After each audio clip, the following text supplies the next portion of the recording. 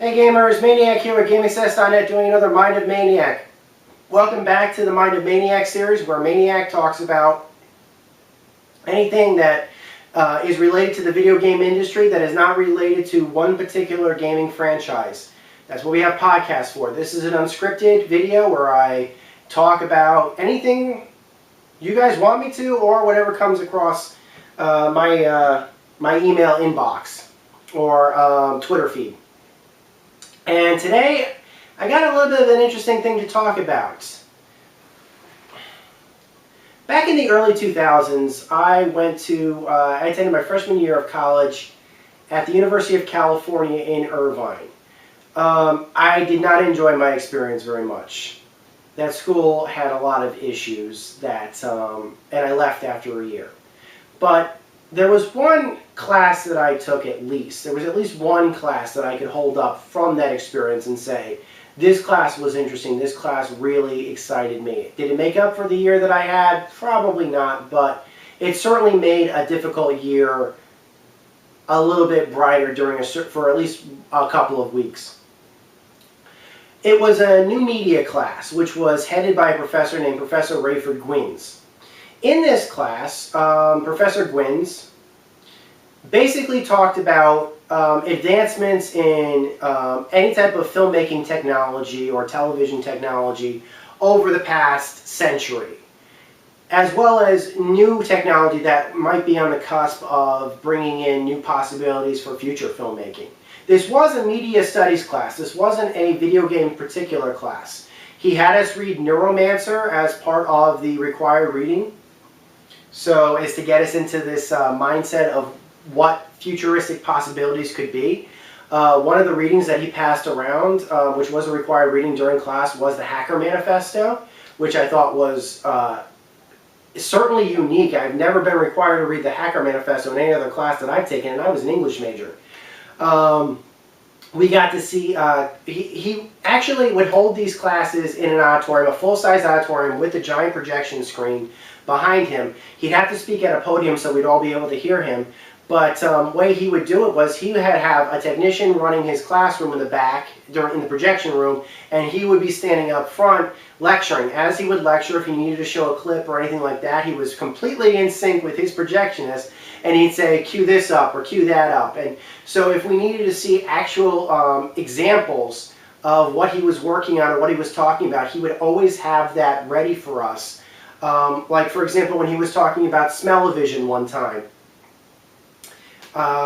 He actually talked about smell-o-vision. He showed us, he's like, can we see the clip? And he would show the clip at the same time. It was not a totally interactive class because he wouldn't typically take questions from the students, but it was certainly as interactive in that he could show and play as much as he possibly could. There were a couple of times towards the later end of the class that he would have us talking about, he would actually, like, this was about a time when chat rooms were starting to become a bit more interactive, and organizations and MMOs like Second Life were starting to take up. This was before Star Wars, the original Star Wars Galaxies video game came out, so this was certainly, but EverQuest and stuff like that was already out, so he did have a little bit of talk about that, but like I said, most of his classroom was directed specifically to filmmaking media and television. He was very interested in using computer technology for movie playback in the homes, and considering that possibly movie playback could be like the computer could be the next basic Blu-ray player. Obviously, I think that probably people are only now starting to talk about that. Probably within 2 years, everybody was starting to stream all their content from Xbox 360s and PS3s. So I think that there was maybe it turned out that it took about a couple of years, but the consoles tried their best to basically take that before before the PCs basically started doing that. Nowadays, people are doing that now. Certainly, PC media players are very common because PCs have HDMI outputs, and a lot of people, like my sister and her new husband, certainly, are people that use their PCs on their main television all the time. So that is certainly a thing. But I think it took a couple more years than he expected it to, and I think that the transitional point was the video game consoles like the Xbox 360 and the PS3, certainly. So there's that. what happened to Professor Gwynns after I left? I actually looked him up to see what was going on. A couple of years later, after I came back and left UCI, I sought other educational opportunities for me and became a English major. And I decided, you know, I'm curious what happened to Professor Gwynns, and I found out after looking him up, he had left UCI also, probably around the same time that I had. And he was now a professor at Stony Brook University in, I think, Long Island, New York. And at the time, this was around 2005, 2006 when I last looked him up, he was actually looking for the Atari landfill. Now, you're probably asking yourself, okay, wait a second. He was looking for the Atari landfill. Was he in the Atari Game Over? Yeah, he was. I didn't know that at the time. All I know is I was starting to watch Game Over because it had just come out, and I was watching it because I was really interested in seeing it. And I was like, you know, my professor, Professor Gwynns, was really interested in the Atari landfill like 10 years ago. I'm curious if, you know, if he talked about this in this documentary or something, and then there he was. So props to you, Professor Gwynns. I'm glad you're in. I love the documentary. It was really good.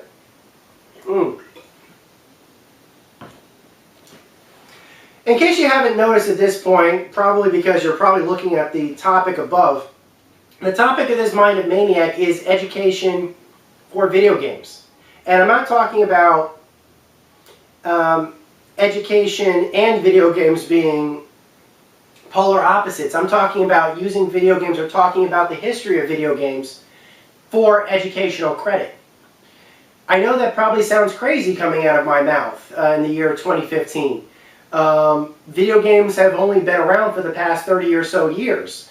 Going as far back as the Ralph Bayer's Brown Box, going into Atari, going into Nintendo, going into Sony, Microsoft, and the PC, of course. Not really a long time. I mean, certainly less time than an ancient history course would be covering, or a Shakespeare course would be covering. You probably immediately assume there would be a lot less content to cover, especially if you want to talk about every single play that Shakespeare has written, which they really don't do anymore. I've seen that most of the time they'll break Shakespeare's Deus up into 2 parts. And that's really what I think. I think that there is a lot of history to talk about with video games, whether it be its origins, the creation of certain video game franchises, the creation of certain video game technologies, certain advancements, certain failures could be talked about. Back maybe about a year ago, maybe 2 years ago, my girlfriend and her roommate attended a video game history class that was basically being done in her classroom. She was really excited to sign up for this class. She was really excited to attend this class, but unfortunately she told me the class itself was a major disappointment on many respects. The professor the class was basically taught 1 day a week for about 3 or so hours, which is common in the United States for a 1 day a week class.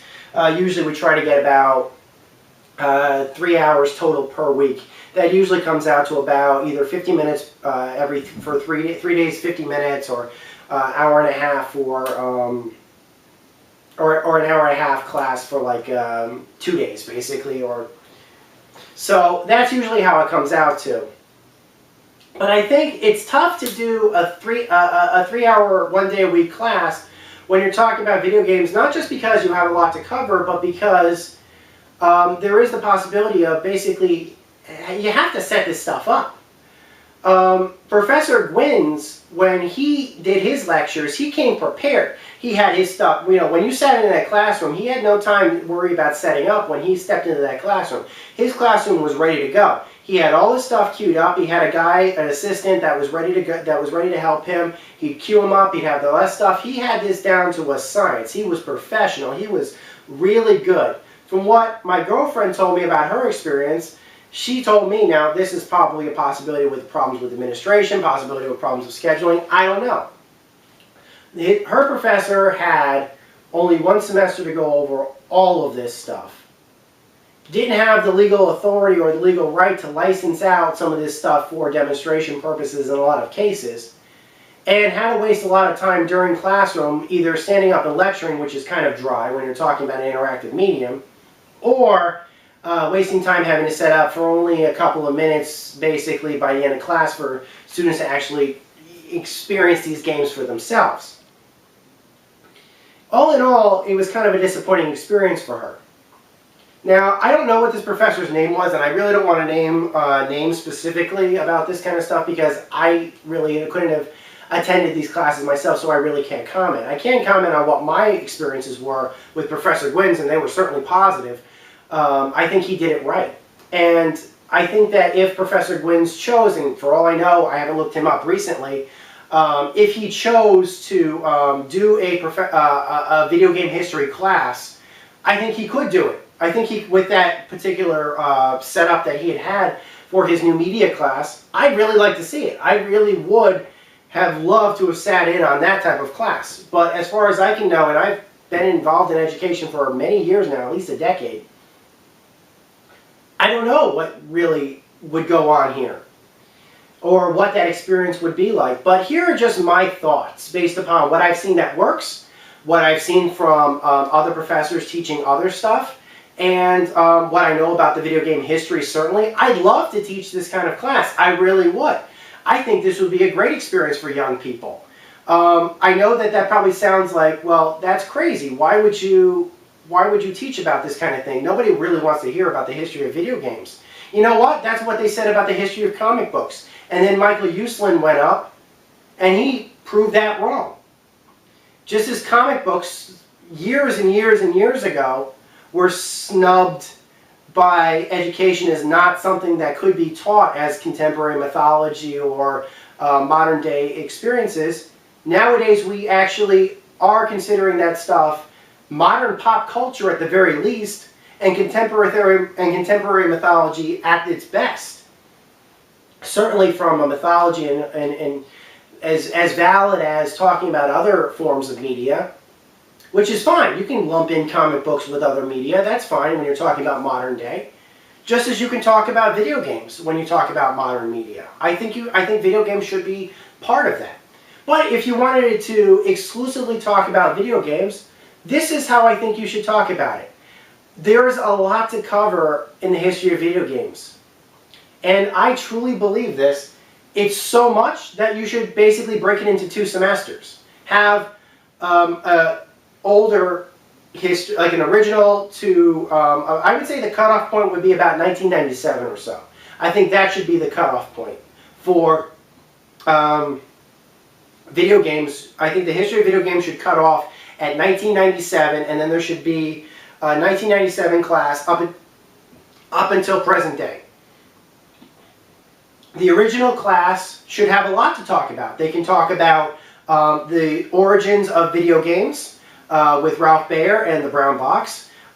There should be a lecture devoted specifically to the golden age of Atari and Atari's creator, Atari's founder, Nolan Bushnell. The crash of 1982 and 1983, that should be talked about, the dark age of gaming. Obviously, Nintendo's resurgence in the late 80s, early 90s with the NES system, the Famicom. There should be talk about the arcades even before then. Although some might argue that that could be lumped in with Atari.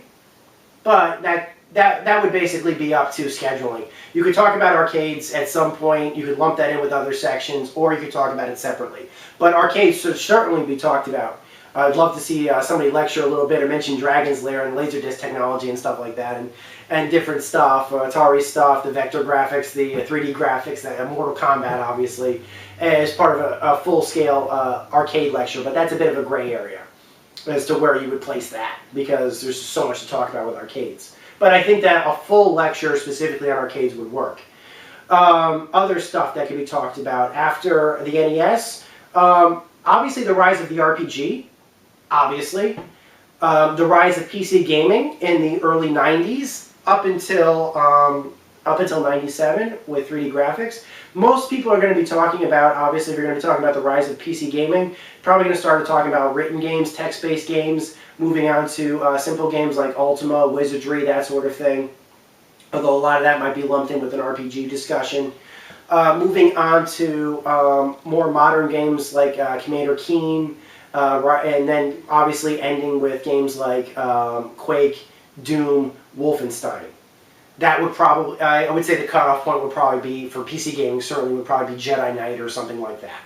But that would have to be discussed, certainly. I'd love to see, like I said, the rise of the RPG, certainly, Final Fantasy, Dragon Quest, that sort of thing. Maybe separate Western RPGs from Eastern RPGs. That would probably be more appropriate to do. But if you wanted to lump it in together, depending upon how your classes was scheduled, that's up to you. But if I was doing 50 minutes a day for 3 days a week, I would separate those two out.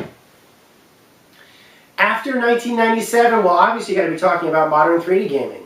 The Nintendo 64, the rise of the PlayStation, the rise of this new storage medias like DVD.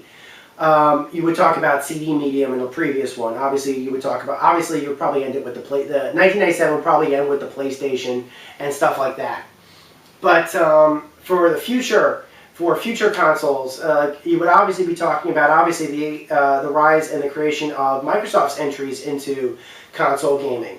Modern operating systems like the new Windows possibilities. You'd have to be talking about the rise of Steam and online distribution for games, which obviously Steam probably did it best, and probably on the PC best, but obviously then you could talk about, well, then after that the consoles started doing it, like you would talk about Xbox Live Marketplace, Sony Store Marketplace, PlayStation Store, Nintendo eShops would be talked about. Handhelds would have to get their own half of their discussion. Obviously, I would say talk about the Game Boy in the previous 1997 class, but for the new stuff, you would be talking about, obviously, PlayStation Portable. You'd be talking about the DS. You'd be talking about the 3DS, the PlayStation Vita. You talk about all of that stuff for the new handhelds. Talk about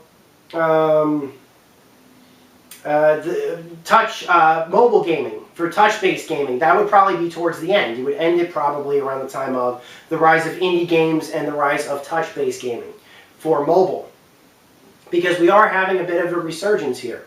If you want to know how I'd structure it out, I'd probably start by talking about 3D games on PC first. I'd move it into a discussion about the PS2, the GameCube, and the Xbox, including the rise and the creation of the Xbox. I would talk about, and if you wanted to talk about specific franchises, that would be up to you, like Metal Gear, Call of Duty, whatever it seemed like Mega Man. I know that a lot of people would probably want to talk about Mega Man. It's up to you. I mean, I'm not the teacher, obviously. These are just my ideas based upon this stuff. I can't tell teachers what to teach, but I can give them a framework for basically what I think the best possibilities would be. And this is just off the top of my head. I can come up with a good structure. You would want to have discussions after class. So obviously you would call those labs. I would say save any interactive demonstrations of classroom material to labs. Have labs. And if that means giving them an extra credit, like having it be a 4-credit class as opposed to a 3-credit class, that's fine. Go right ahead with it. But I do think that a lot of people should be, and these labs should be previously set up and allow students to rotate. Depending on how big the class is, your labs would be, I would say labs could be set up as to no more than 30 people. It would be more than enough time for people to be able to play games on equipment that would be either rented or brought in. Have the class attend a major event. Use the class as an excuse to try to get E3 passes and show the student, and let the students attend E3. Or I'm sure that some of these expos and stuff like that would love to have classrooms, because if it's good for, it'd be very exciting to see this, to expose non-gamers to this rich history of gaming. And certainly what the future would hold for gaming. What better way to see the future of gaming than to go to like an event like E3? I mean, I remember when I was taking the new media class back in the early 2000s, I had to miss one of the labs, and I told them, it's like, why are you missing one of the labs? They said, well, I'm going to E3. That was the first year I attended E3, actually. And ironically enough, in that lab we were planning on going to an arcade, so they were fine with it. It's like, okay, E3 arcade, E3 arcade. Well, all right. And I actually talked about what my experience was after I got back from E3 that year. I actually did in the lab for that new media class talking about it. I think the big thing that I was mentioning at the time was the possibilities for game integration with movies and that sort of thing, which excited the new media possibilities. We didn't see too much of that in the last couple of years, but we may be coming back to that certainly with interactive television possibilities with Hulu and who knows. We could talk about, for obviously, the Kinect and motion control in the second class, and do a whole discussion starting with the Wii, and then move on to talking about the PlayStation Move and the Kinect, and then end it with the release of the current consoles, which are the Xbox One, the Nintendo Wii U, and the PlayStation 4, and what the possibilities hold for those consoles, and missteps and successes on both. A lot to talk about here. A lot of rich history. And I encourage all of the educators out there to, if you haven't already been talking about this, to start talking about this. I'm sure that there are a lot of open-minded administrators out there that are interested in basically pegging their school as the school to go to for young people. And I think that having a video game history class that's properly done could make or break that. Just saying. Those are my thoughts. I'd love to hear yours. Until next time, guys, this is Maniac with GameAccess.net. Over and out.